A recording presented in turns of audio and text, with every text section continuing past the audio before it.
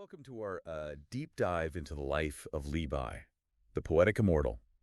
You've probably heard the legends, the poems dripping with moonlight and wine, but today we're going beyond the myths, using historical sources to paint a more nuanced picture of this iconic figure. Think of it like separating fact from fiction, getting to know the real Li Bai, his ambitions, motivations, complexities. Yeah. And trust me, there's some surprising details that might just change how you see him. Oh, go. We're diving into excerpts from a lecture series all about Li Bai. Cool. Get ready to uncover the man behind the legend. What's so fascinating about Li Bai is that his life story has been romanticized and embellished over the centuries. Right. It speaks to his enduring popularity, but it also makes it tricky to understand who he really was. Okay, so let's unpack this first up, the mystery of his origins. Where was Li Bai actually born? The prevailing view is that he was born in Sui, a place in Central Asia that was under Tang Dynasty control at the time. Now, here's where it gets interesting.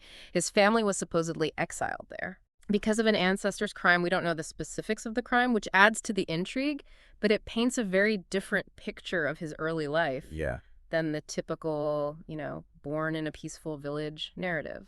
Exile, mystery, intrigue already. This is shaping up to be a fascinating deep dive. Yeah. And what about his immediate family? Was his father part of this mysterious past? His father, Li Bai, is a bit of an enigma. Li Bai rarely mentions him, and that silence speaks volumes. Many scholars believe Li Bai was a merchant. So what's the big deal about being a merchant? Well, in Tang Dynasty, China's society was structured with a heavy emphasis on agriculture. Right. Commerce was seen as a less respectable profession, almost like a social stain. Merchants faced limited opportunities. Wow. They couldn't even take the imperial exams, which were the gateway to a successful career in government. Wow, that puts Li Bai's silence about his father into perspective. It's like trying to hide a family secret that could derail your entire career. Yeah. But this social hierarchy also helps us understand Li Bai's ambition. It's like he was trying to break free from the limitations imposed by his family background. Precisely. He even claimed to be a descendant of Li Hao, a ruler of the southern Tang dynasty.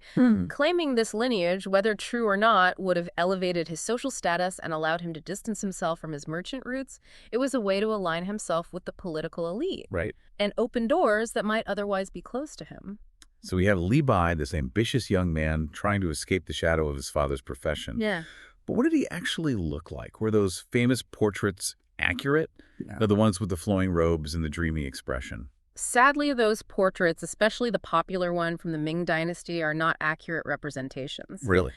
To get a true sense of his appearance, we have to rely on descriptions from people who actually knew him. Imagine, if you will, someone with piercing eyes described by his friend Wei Hao as bright like those of a fierce tiger. He was known for his eloquence and outgoing personality. That's a pretty vivid image. It's almost like you can hear him reciting his poems, captivating everyone with his words and presence. It's interesting how his personality seems to match his poetic style, that free-flowing, expressive energy. And speaking of personality, we can't ignore Li Bai's deep connection to Taoism. It wasn't just a hobby for him, it was a way of life. Absolutely. He grew up in an area steeped in Taoist tradition and even received formal ordination. This spiritual foundation permeates his poetry, giving that air of immortality that he's so famous for. Right. You can see it in his themes of nature transcendence and the pursuit of spiritual enlightenment. It's fascinating how his personal beliefs shaped his artistic expression. And speaking of shaping, remember that story about Li Bai's mother dreaming of Venus, the Tai-Bai star, before he was born? It's not just a cool anecdote. It directly links to his name and the whole poetic immortal moniker. This connection between his name and a celestial body associated with poetry and immortality reinforces the image of him as someone destined for greatness, chosen by fate itself. It certainly adds a mythical layer to his persona. It's a beautiful example of how biography and mythology intertwine in Li Bai's life story.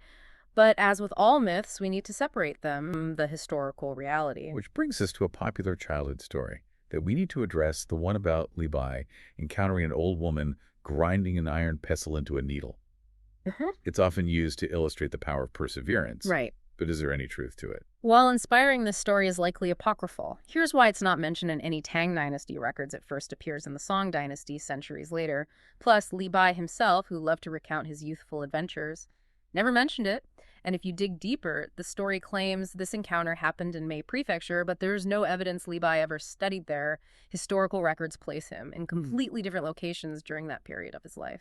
So this feel-good story about perseverance might just be a later invention, a way to add to the legend of Li Bai. But it's interesting how this debunking reveals something important about our approach to history.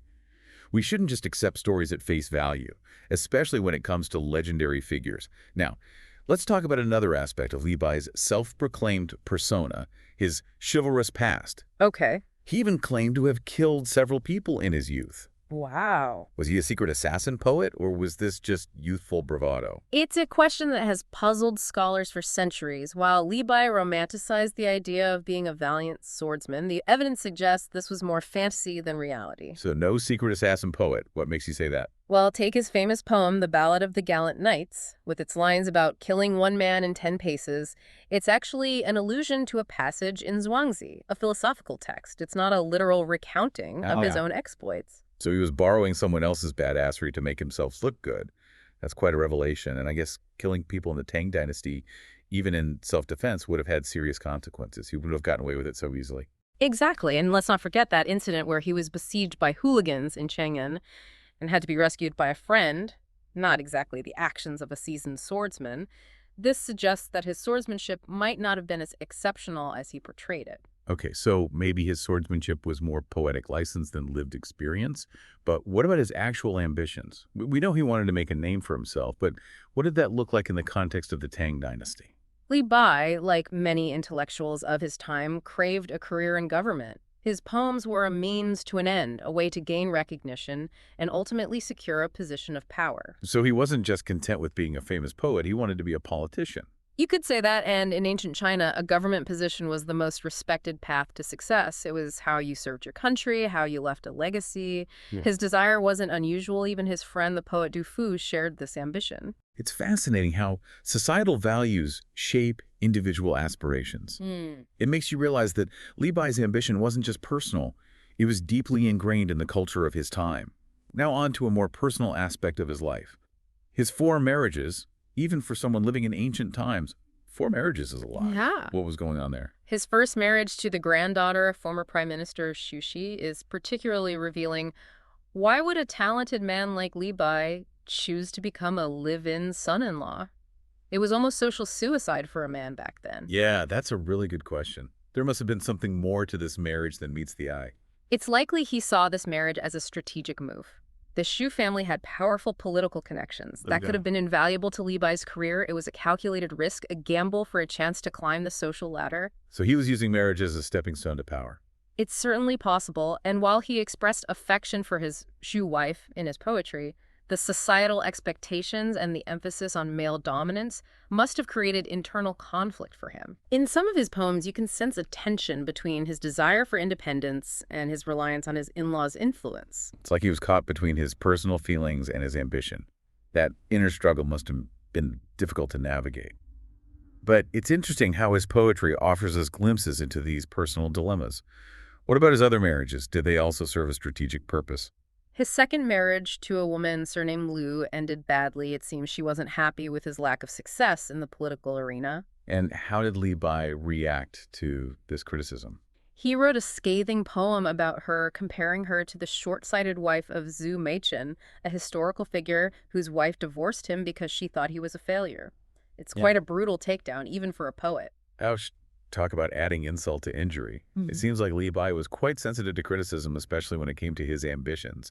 But these failed marriages highlight an important point. Yeah. They didn't actually help him achieve his political goals. So what's a frustrated, ambitious poet to do? He sets his sights on Shang'an, the heart of the Tang Dynasty.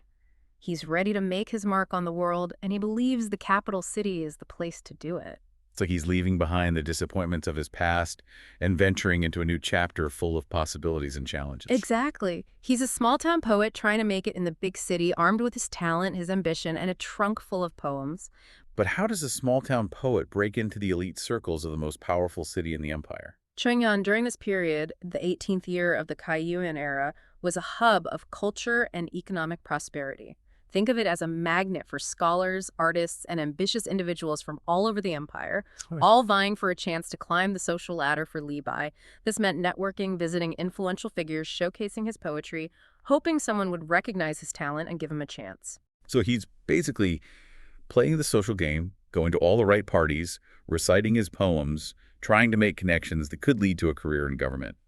But did this strategy work? Well, there's a theory that he was initially snubbed by a high-ranking official named Zhang, who was married to a princess. Imagine trying to break into the political scene and being dismissed by someone connected to the emperor himself. That's a tough break. But why would Zhang even bother meeting with Li Bai in the first place? Was Li Bai already that famous? Li Bai's poetry was starting to gain some recognition, so he wasn't a complete unknown, however it's possible. Zhang, accustomed to being courted by ambitious scholars, Right. didn't see Li Bai as someone worth his time or patronage. So according to this theory, Li Bai's first taste of Chang'an was a bitter one. Did this setback discourage him? It's said that Zhang sent Li Bai to a remote location, the detached palace of Princess YuZhen. Now, while it was a palace, it was far removed from the bustling center of Chang'an, almost like being exiled to the mountains.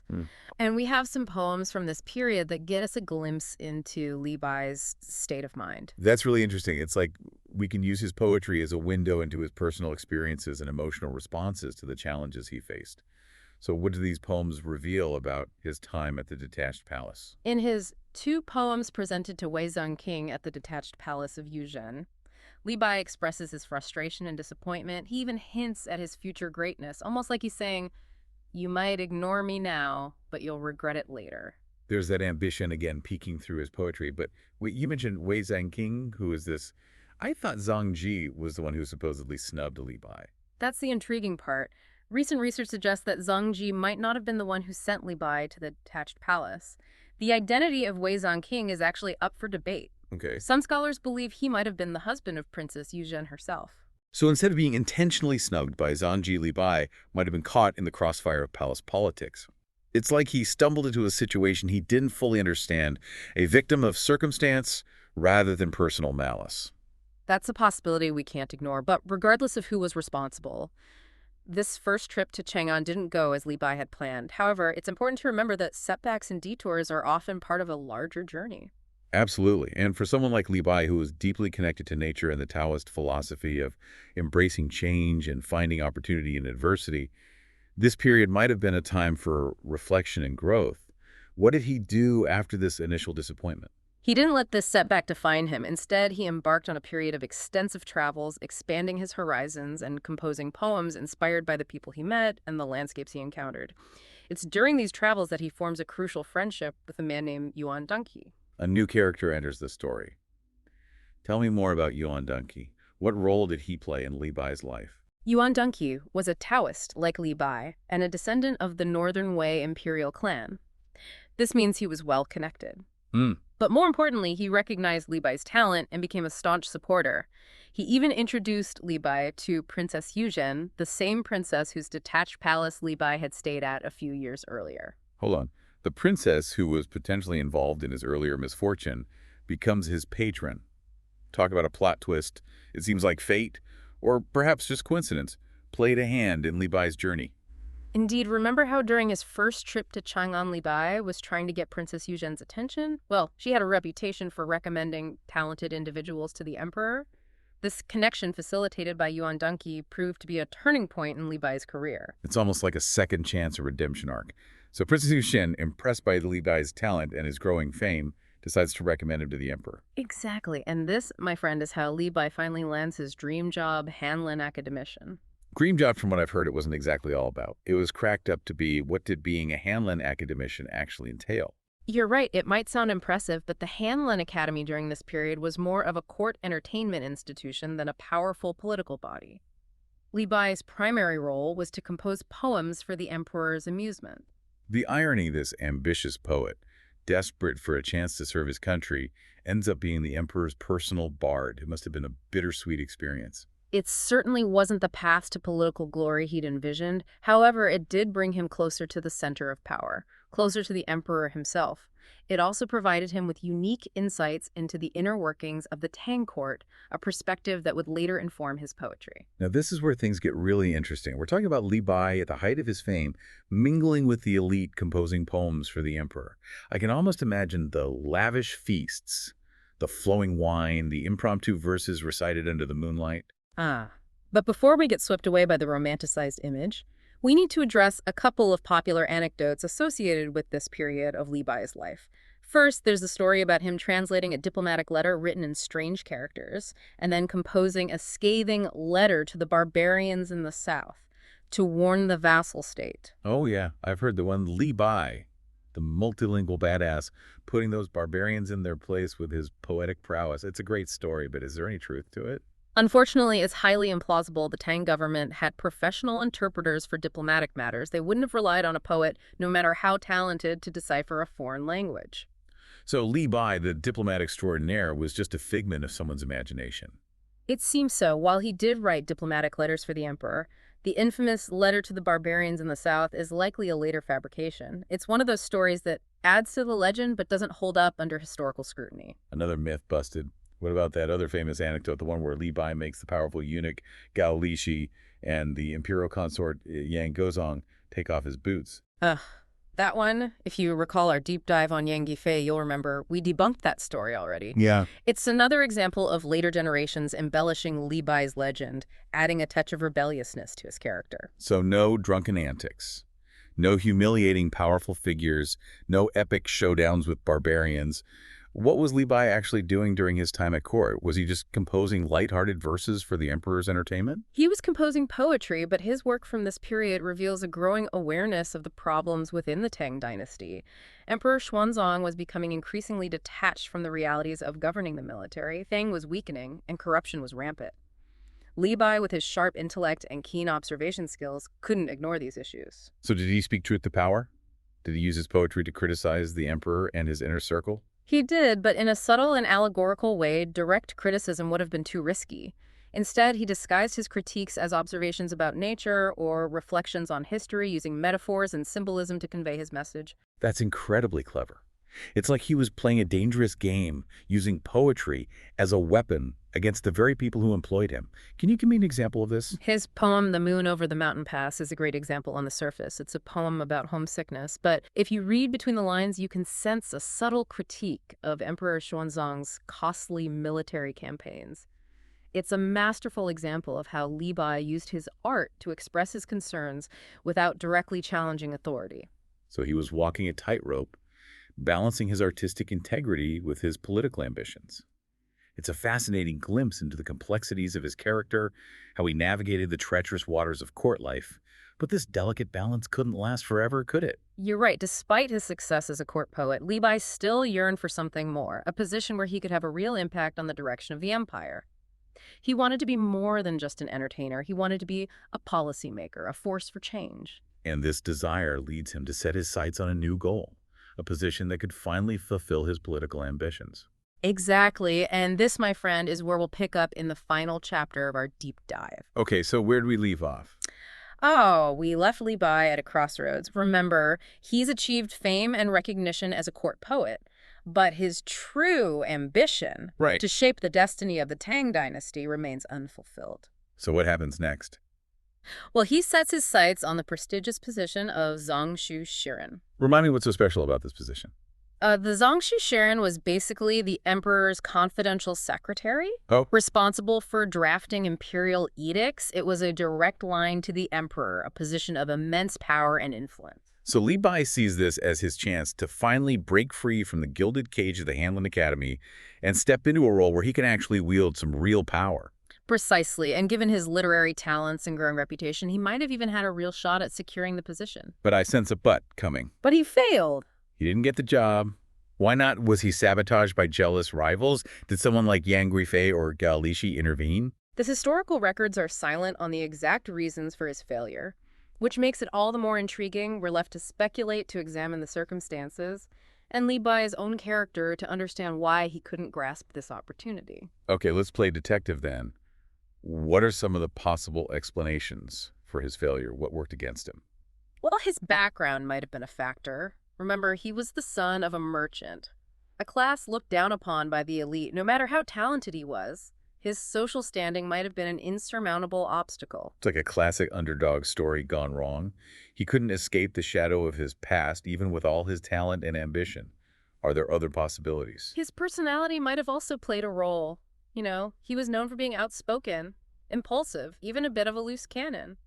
This might not have sat well with the people in charge of appointing the Zhongshu Sharon, who were probably looking for someone more discreet and predictable. It's interesting how the same qualities that made him a brilliant poet, his free spirit, his unconventional thinking, might have been liabilities in the world of court politics. Exactly. It's a reminder that talent and ambition aren't always enough. Sometimes circumstances and personality traits can derail even the most promising individuals. So what happens to Li Bai after this setback? Does he give up on his political dreams and just focus on poetry? Well, he remains at court for a few more years, but his disillusionment grows. His poetry takes on a different tone, more melancholic, filled with a sense of longing and unfulfilled potential. It's as if he's realizing that the world of politics, the world he so desperately wanted to be part of, is ultimately incompatible with his true nature. It's a heart-wrenching realization, isn't it, to realize that the path you've been striving for is not the right one for you. But sometimes these realizations can lead to unexpected and even more fulfilling journeys. And that's exactly what happens with Li Bai. He eventually leaves Chang'an, not just because of his failed political ambitions, but also because he's increasingly troubled by the direction the Tang Dynasty is heading in. So he's not just leaving behind a failed career, but also a corrupt and crumbling empire. Yes, his departure marks a turning point in his life. He embraces a life of wandering, immersing himself in nature, seeking inspiration from the landscapes and the people he encounters. It's like he's shedding the constraints of court life and embracing his true identity as a poet, a free spirit who finds solace and inspiration in the natural world. Exactly, and it's during this period that he produces some of his most powerful and enduring poetry works that reflect his profound understanding of human nature, his appreciation for the beauty of the world, and his deep-seated longing for something beyond the material realm. So Li Bai, the poetic immortal, leaves behind the world of politics and embraces a life of artistic freedom and spiritual exploration. It's a fitting end to his story, a reminder that sometimes the greatest journeys are those that lead us away from our initial ambitions and towards a deeper understanding of ourselves and the world around us. His story reminds us that success doesn't always look the way we expect it to. It's about staying true to yourself, embracing change, and finding meaning in the unexpected twists and turns of life's journey. And perhaps that's the most valuable lesson we can learn from Li Bai's life. If you found this deep dive as fascinating as we did, I know I did. then be sure to check out the original lectures and let us know what you thought. Thanks for joining us on this deep dive into the fascinating and complex life of Li Bai, the poetic immortal. Until next time, keep exploring, keep questioning, and keep seeking out the extraordinary in the everyday.